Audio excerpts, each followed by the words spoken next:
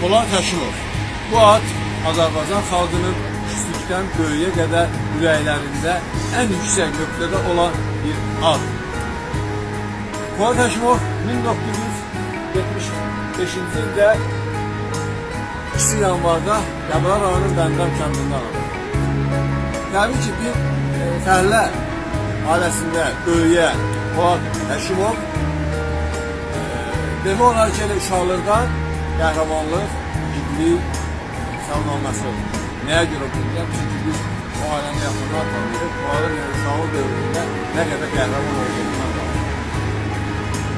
Lakin birinci Qarabağ müharibəsi başlayan zaman Polat Həşimov da zabit kimi döyüşlərə atılmışdı və bu zabit kimi döyüşlərə atılan Polat Həşimov general mayor rütbəsinə kimi yüksəlmişdi. 14 iyul 2020-ci il Oğuz döyüşlərində isə Polat Həşimov qəhrəmancasına yüksəldi. Bugün Polat Həşimovun anadan olduğu gün biz də milli qəhrəmanlar tarixi ictimai birliyi saat 11-də Polat Həşimov məzarını ziyarət edəcəyik. Kanal dostluğun qarşısında təşəkkür edəcəyik. İnşallah hak dünyasında dünyamızla görüşmeyi Allah bize nasip eder.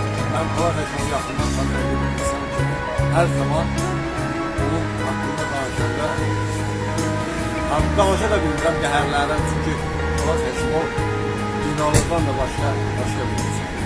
Belki Polat Həşimov kimi herkesin dostu kardeşleri Polat Həşimov əsl dostu kardeşleri layık edilsin. Allah rəhmət etsin bir kardeşler. İnşallah hak dünyasında generalımızla görüşmeye Allah bize nasip eder. Allah rəhmət etsin.